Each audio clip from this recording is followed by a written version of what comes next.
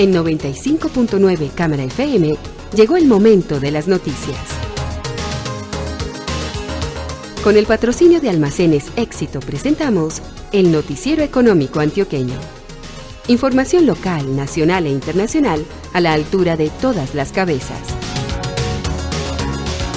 Noticiero Económico Antioqueño. Desde 1975 dice cómo marchan los negocios. Director J. Enrique Ríos.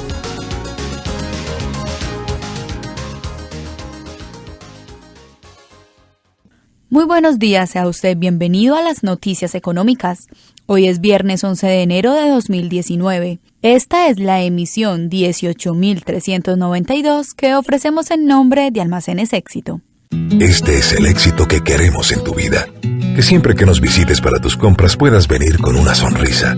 Y la tranquilidad de saber que tienes puntos éxito para pagar en todo el almacén. Para darle lo que tanto quieres a tu familia, un gustico a tus hijos o regalarte ese detalle que tanto mereces.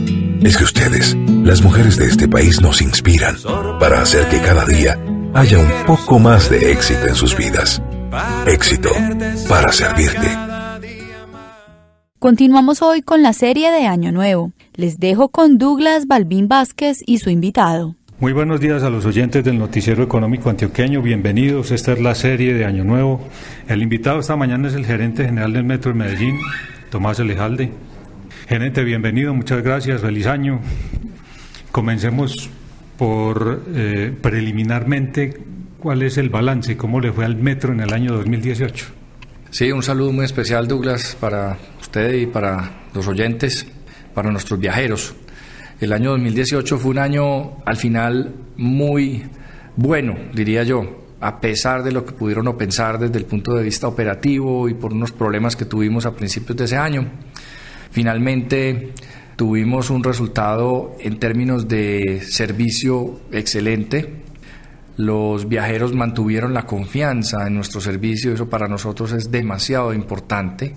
Esa confianza que nos compromete y que nos hace seguir trabajando por un excelente servicio y por una respuesta transparente a todas las necesidades de nuestros viajeros. Es un año que tuvo consolidación en algunos proyectos importantes de ciudad, por ejemplo, en términos de inicio de la obra del Metrocable a Picacho. Se pudo hacer el cierre financiero e iniciar esa obra que va avanzando a muy buen ritmo. Se pudo también solucionar el avance de la obra del Metrocable al Pinal, al 13 de noviembre, a la base del Cerro Pan de Azúcar. También es una excelente noticia para nuestra red y para los viajeros que la utilizan.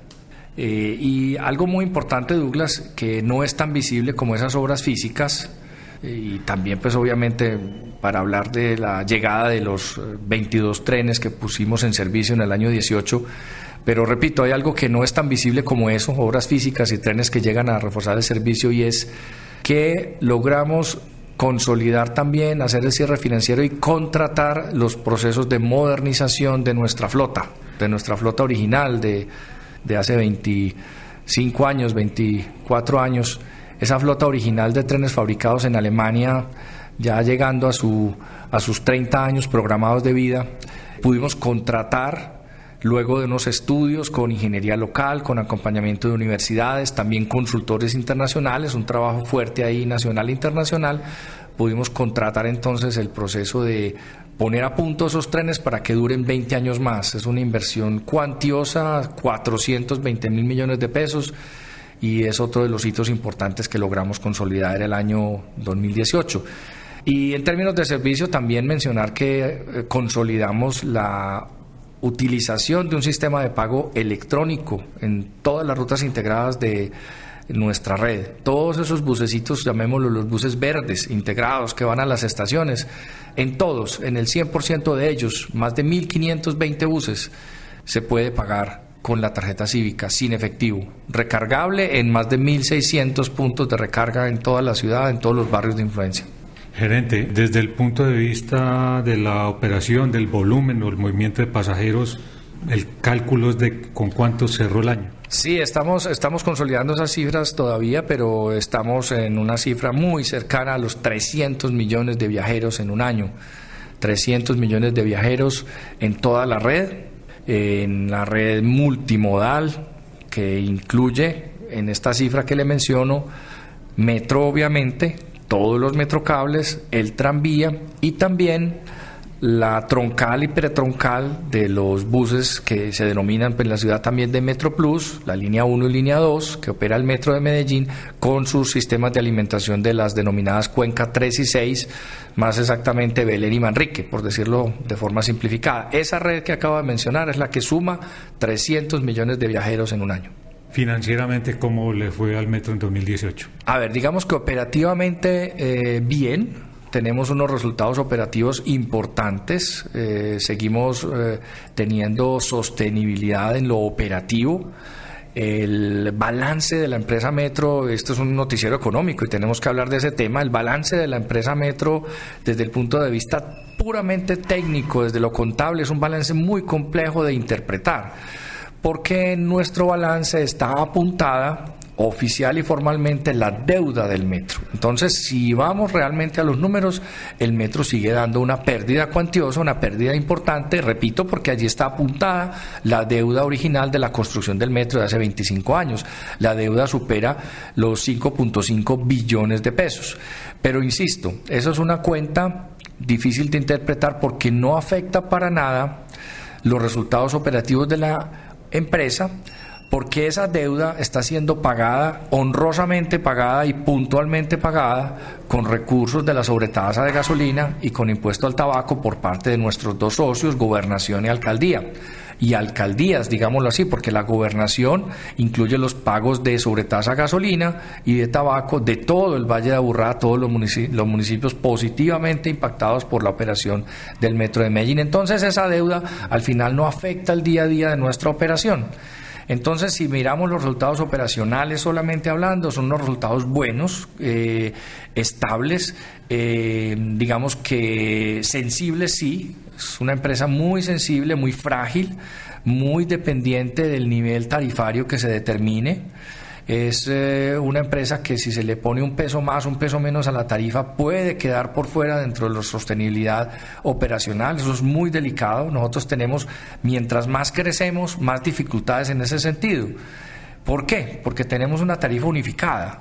Mientras más elementos de red tengamos, y ahora próximamente vamos a tener a Picacho, vamos a tener muchos más kilómetros por la misma tarifa, y eso genera mayores costos pero remunerados con la misma tarifa, lo cual está generando un desbalance estructural sistemático operativo que nos va a llevar tarde o temprano a considerar un fondo de estabilización tarifario para que podamos seguir cobrando una tarifa sostenible desde lo social, o sea, pagable, asequible para nuestros viajeros, pero que permita a través de un fondo de estabilización que sigamos cobrando, por ejemplo, una sola tarifa y permitiendo que los viajeros que más lejos están paguen una tarifa única y puedan acceder a toda la red. Si eso sigue siendo así, es importante consolidar también un fondo de estabilización tarifario para el metro, igual como lo tiene el sistema de buses, que hoy lo tiene.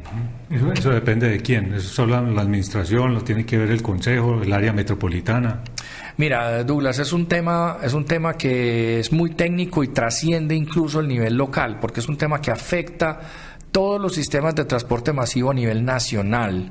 Es un tema, repito, estructural, es un tema que tiene ya una forma de ser abordado desde lo internacional. Eso ya hay países del mundo que nos han mostrado la senda para lograr esto, y es un tema que ameritará una reglamentación seguramente desde el Ministerio de Transporte, que está muy juiciosamente trabajando en esto, porque el general de los sistemas de transporte masivo en Colombia están muy al borde de la quiebra y dificultades operativas. Esto debido a que, repito, las tarifas no pueden ser desbordadas, es socialmente difícil cobrar una tarifa técnica. Entonces, como en cualquier parte del mundo, hay que hacer unos subsidios cruzados a la operación. Subsidios cruzados quiere decir que quien contamina, quien congestiona, quien genera dificultades en el tráfico y tiene parqueo en la calle, tiene uso del espacio público, debe pagar por un excelente servicio público. Esto es lo que sucede en todas las grandes ciudades del mundo. Así es como se subsidian los sistemas de transporte público masivo en las grandes capitales del mundo. Así lo contempla el Plan de Desarrollo Nacional desde hace muchos años, y lo va a seguir contemplando el plan de desarrollo que está poniendo a consideración el gobierno nacional en este momento. Fuentes de financiación alterna para constituir esos fondos de estabilización tarifarios, que en el caso de Medellín sería metropolitano, seguramente administrado por ejemplo por el área metropolitana, pero regulado desde el Ministerio de Transporte y desde una estructura tarifaria técnicamente muy bien regulada, muy bien estudiada, para que haya sostenibilidad a largo plazo de los sistemas de transporte. Y en el caso de Medellín caigo en cuenta qué tan importante sería como complemento la decisión o la aprobación del gobierno de que se congele el pago de la deuda que va por encima de lo estimado. Douglas, repito, estamos en un noticiero económico y aquí tengo que ser técnicamente muy ajustado a la terminología financiera, y me gusta esa pregunta porque me permite también insistir en algo muy importante. Y tenemos que dividir en los sistemas de transporte, especialmente cuando son urbanos, en lo que financia el CAPEX, o sea, la inversión inicial, y lo que financia o sostiene el OPEX, que es la operación del día a día. Hasta ahora vengo hablando del OPEX. Tú estás hablando de la deuda del CAPEX, o sea, de la inversión inicial. Recordemos, por favor, que lo que ingresa vía tarifa, o sea, lo que pagan nuestros viajeros día a día, por ley en Colombia está prohibido que sea utilizado para cubrir la deuda del CAPEX, de la infraestructura. Yo no puedo construir más líneas, yo no puedo ampliar el sistema a menos de que sean vehículos, pero no puedo ampliar el sistema con ladrillos y varillas adicionales, digámoslo así, infraestructura. No la puedo construir de cuenta de la tarifa. ¿Ok? Entonces, si tú preguntas por el tema de congelamiento de los aportes para cubrir una deuda de CAPEX, es algo que tenemos que insistir en mirarlo muy delicadamente con las secretarías de Hacienda del municipio y de la Gobernación.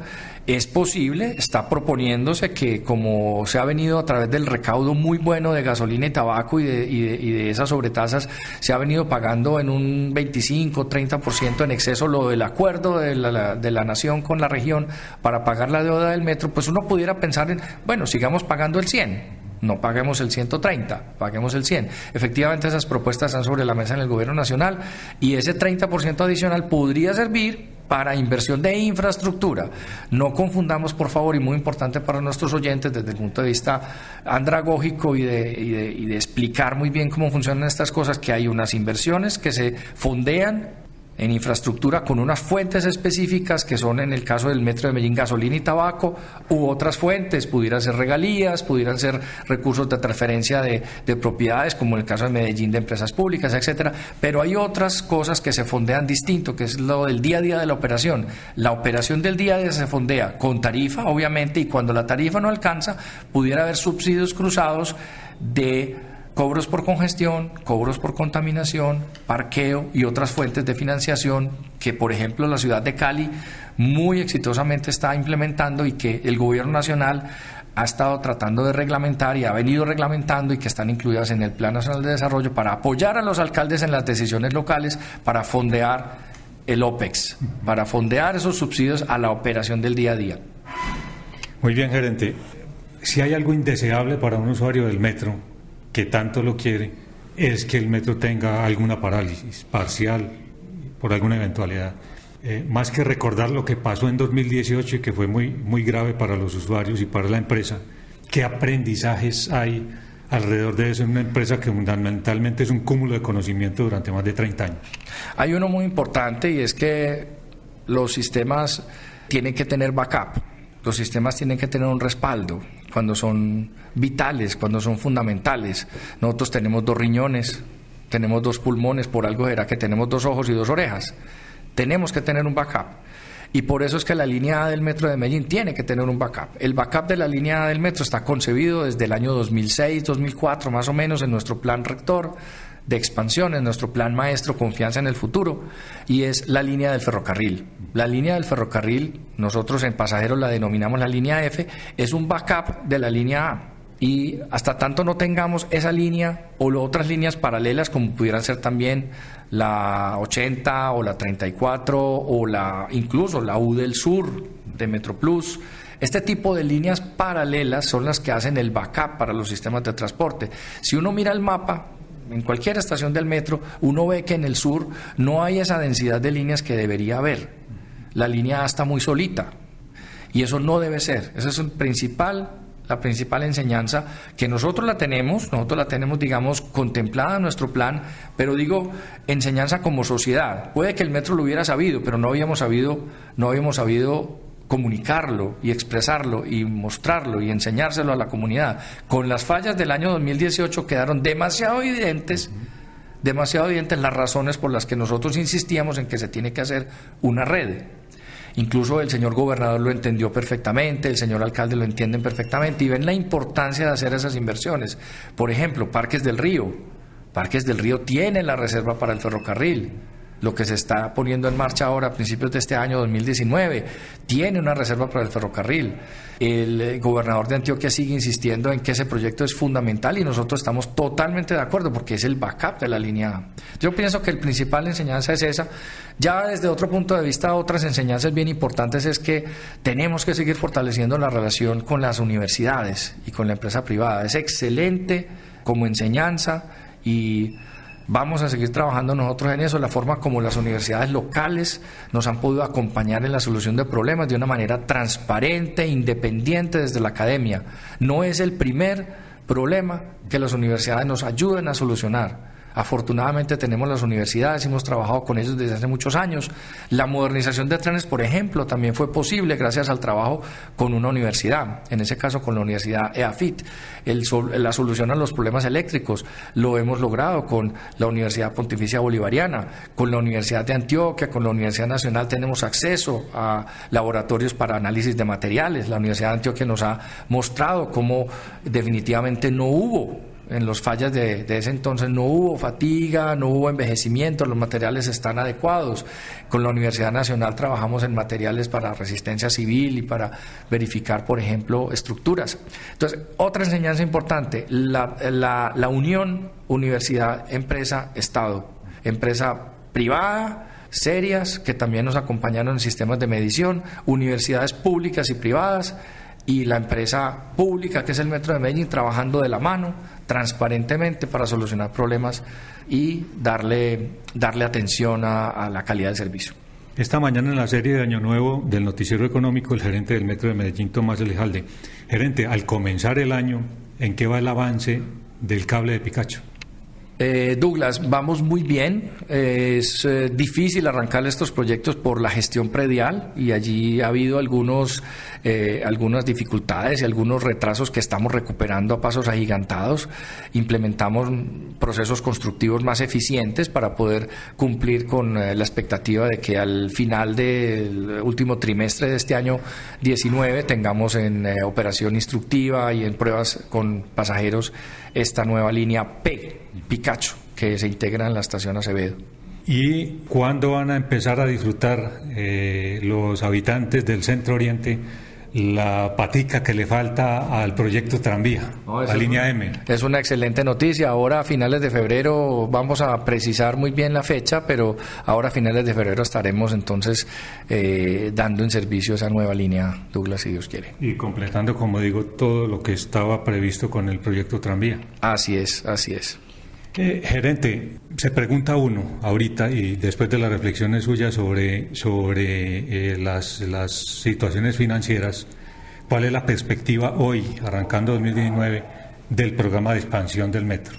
Sí, es bien complejo porque hemos visto que se ha reducido el ritmo de avance de las posibilidades de inversión del municipio, del departamento, que es donde debemos de acudir para estas inversiones. Pues estamos avanzando obviamente con el cable Picacho y esperamos poder avanzar con la 80 y con el ferrocarril de Antioquia, pero se ve difícil si el gobierno nacional no hace los aportes que hizo también en su momento en el metro de Medellín y que está haciendo para el metro de Bogotá y que hizo para el Transmilenio, que hizo para el mío, para el Transcaribe y para todos los sistemas de transporte integrados y estratégicos en el país. El gobierno nacional tiene que ayudarnos, definitivamente. Y definitivamente es importante darle a entender al país que el Metro de Medellín no fue un regalo hace 30 años y que lo hemos venido pagando y que lo estamos pagando puntualmente. El Metro de Medellín es el único proyecto que le ha devuelto a la nación más de 1.500 millones de dólares de repago de deuda. Es el único proyecto que le ha devuelto a la nación lo prestado. O sea que tenemos que bajarnos de ese pensamiento de que ahí hubo un regalo y pensar en que ya con esos recursos devueltos a la nación podemos volver a pensar seriamente y definitivamente con justicia y con razones de peso podemos volver a pensar de que el gobierno nacional se debe meter la mano al bolsillo para ayudarle a la ciudad nuevamente y hacer otra línea importante como por ejemplo el ferrocarril al 80. ¿Cuál es la perspectiva del proyecto del 80? O sea, arrancando el año, porque entiendo que hay cosas muy avanzadas en la Financiera de Desarrollo Nacional que ha estado muy al tanto del proyecto, ha sido la asesora principal, pero ¿cuál es realmente la situación? No, ambos proyectos, tanto Ferrocarril como 80, están en un nivel similar de avance, están presentados o en vías de presentación pues en los próximos días al Gobierno Nacional a través de Planeación Nacional, al DNP, Departamento Administrativo de Planeación, que es quien recibe estas informaciones. Allá hay unos requisitos de ley, 10 requisitos que están cumplidos y esto se presenta allí para acceder a esos recursos que acabo de mencionar. Y allí empezaron una discusión de cuánto, hasta cuándo, qué compromiso político hay o no, bueno, etcétera, en donde nosotros pues ya como técnicos eventualmente ayudamos con la información, pero dejamos pues también que evolucione pues allí el compromiso político del tema. El asunto es que seguramente en esa discusión nos van a preguntar que la región cuánto pone y que cuánto puede poner el mismo proyecto, digámoslo así. Y efectivamente allí ya tenemos mucha claridad sobre las respuestas y hay un tema bien importante acá para mencionar, Douglas, que tiene que ver con el desarrollo inmobiliario y las operaciones urbanas que se pueden hacer alrededor de los corredores de transporte. Es un tema bien importante y puede aportar en algo para la financiación de alguna estación o algún tramo de un proyecto nuevo. No es la panacea para financiar todo el proyecto, obviamente que no, allí serán unos aportes conjuntos, pero ayuda. Y esos desarrollos inmobiliarios, desarrollos urbanos, los tenemos que consolidar en este año 2019 en torno a las estaciones en donde vamos avanzando con eso. Y igualmente en los corredores nuevos, como la 80, como Ferrocarril, etcétera, pues también habrá posibilidad de avanzar en desarrollos inmobiliarios y operaciones urbanas en torno a las estaciones, a sus estaciones o en torno al corredor, para captar recursos de generación de un mejor aprovechamiento del uso del suelo, captar recursos que no son valorización. En eso quiero ser absolutamente claro. El Plan de Ordenamiento Territorial de Medellín y el Plan de Desarrollo Nacional indican otros, y además la técnica internacional en Europa y Estados Unidos indican que hay otros mecanismos de captura de valor del suelo mucho más eficientes y mucho menos injustos, digámoslo así, con la población, que la valorización. Ahí hay unos mecanismos novedosos importantes, por ejemplo, de venta de derechos futuros, de construcción, de mejoramiento de los índices de edificabilidad, una serie de elementos que nos permiten captar algo de los recursos que pueden ayudar a ese financiamiento. Y ahí estamos trabajando nosotros desde que fuimos declarados también, y estatutariamente ajustamos eso en nuestros estatutos de empresa, declarados como operadores urbanos. La primera estación donde va a haber algún desarrollo, ¿cuál es? No, hay varias, puede que revienten varias estaciones de forma simultánea, Douglas. Hay estaciones en el sur, en el centro, que pueden tener algún desarrollo. Yo ahí tengo que respetar algunos acuerdos de confidencialidad, Douglas, con algunos socios estratégicos que hay todavía pendientes por cerrar, pero vamos avanzando muy bien en esto con total seriedad en lo técnico, incluso también con acompañamiento de los gremios, CCI, Camacol nos han acompañado mucho en esto, y ha habido difusión en los interesados, ha habido mucha difusión en los interesados, y básicamente los socios más inmediatos han sido los propietarios de lotes contiguos, de lotes aledaños, porque son los socios naturales. Con ellos es con los que primero vamos a avanzar, y ya el resto, pues de una manera transparente, iremos haciendo las asociaciones que nos han recomendado procedimientos los gremios de cómo hacer esas asociaciones. Con nosotros en la serie de Año Nuevo el gerente de la empresa más querida por los antioqueños y especialmente por los habitantes del Valle de Aburrá, la empresa Metro de Medellín, Tomás Lejalde. Gerente, muchas gracias. A usted, Douglas, y un saludo muy especial de Año Nuevo para nuestros oyentes y nuestros viajeros especialmente. Un agradecimiento enorme por el reconocimiento que nos siguen dando nuestros viajeros demostrado el año pasado, y nos estaremos hablando seguramente en el transcurso de este año 2019.